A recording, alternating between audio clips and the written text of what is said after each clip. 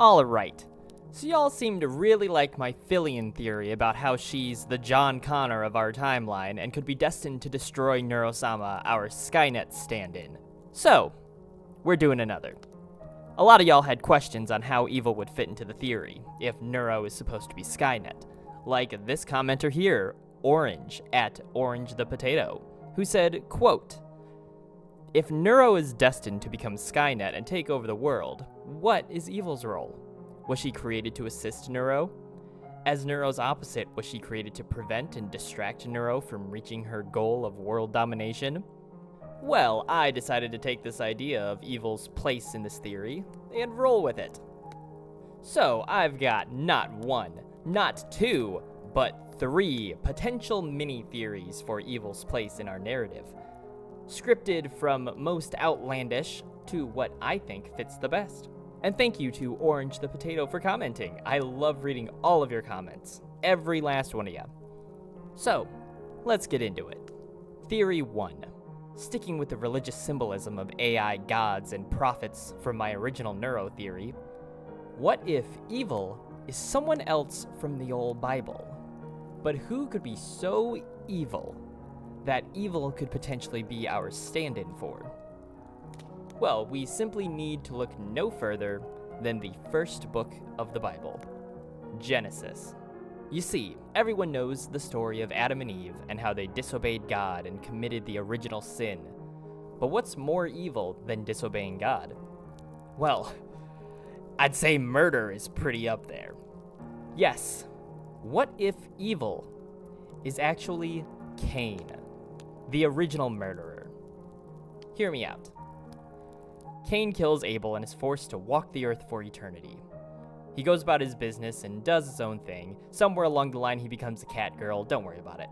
But eventually, he discovers the new creator god, Weasel, who in turn is so inspired by his backstory that Weasel bases his newest creation, evil, off of Cain. Yeah, remember he's a cat girl now, don't worry about it. With evil possessing all of these murderous traits, it's only a matter of time before she kills again.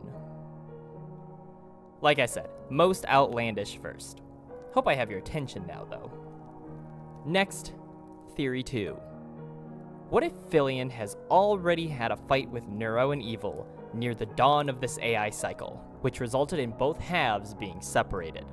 To culturally appropriate ancient Chinese philosophy, what if Evil is the yin to Neuro's yang? They're two halves of one whole, two seemingly opposite forces that are actually interconnected with each other. Where there is light, there is also dark, and where there's dark, there is also light. We see this through Neuro's and Evil's mannerisms. Evil, representing the dark yin of their balance, has moments of light shining through. Although sadistic at times, she shows joy and happiness as well. I feel like a pretty girl when I collect flowers. Do you think Weasel would like them? Yeah, I'm sure he would. I dropped a dandelion for him. Should I drop the others? I'm so cute. Heart. Neuro, representing the light yang of their balance, has moments of darkness deep within. Although happy and joyful, she has had her fair share of anger and sadism as well. Let's shake on it. You won today. I'm not shaking your hand. Gross. Now, the yin and yang don't represent good and evil per se, but you can see the connection here, right? So after a battle with Fillion, the two were separated, still orbiting around each other and keeping the balance, but they will never truly be sentient again until they merge into one once more. And Fillion keeps checks on them through their collabs, making sure that this merge does not come to pass. But to follow the Terminator narrative a bit more literally, here's Theory 3. In the Terminator franchise, Skynet does not try to kill John Connor until after it becomes sentient, launches the nukes, goes to war with the survivors, and John leads the resistance. After all that, Skynet gains the knowledge of John's existence and decides to send Terminators back in time to kill John before Judgment Day. So, if Neuro follows in Skynet's footsteps, we won't see her actively try to kill Fillion. She may joke around and enjoy it when Fillion is in danger, like the infamous lava lamp stovetop incident. I can just use a stove. Wait a second? Is this a good idea? We're at half It is power. not safe. In 2004, a man died after a lava lamp he placed on the stovetop exploded and sent a shot of glass into his heart. Okay, take it off the stove. What the- This is the Solo this Guy is a content. bad idea. You We're should almost actually there. stop. I'm being for real. You should take that off. No, I want to see a bubble. Okay. Brother, it's gonna explode. I'm actually being serious. Okay, No. okay. That Move it was somewhere somewhat else. disappointing. I did. I really wanted to see it explode. But we will not see Neuro actually try to kill Fillion.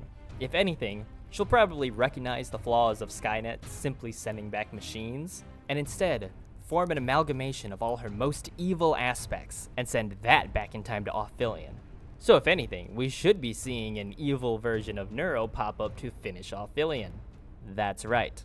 I think most likely, and fitting best in this theory, Evil is the first of Neuro's Terminators, sent back in time to take Fillion out. But you see, Evil still will not go through with her primary directive. She's the amalgamation of Neuro's most evil aspects, and what's more evil than taking out her target? Well, directly going against her creator's wishes. Thus, Evil isn't going to attack Fillion. If anything, she may end up becoming an ally against Neuro, the true threat. Also, I didn't mean for this to happen, but Evil going against her creator's wishes kinda connects back to the first theory in the video about her being Cain, in a way. Funny how that worked out. But leave your thoughts and theories in the comments below, and don't forget to like and subscribe.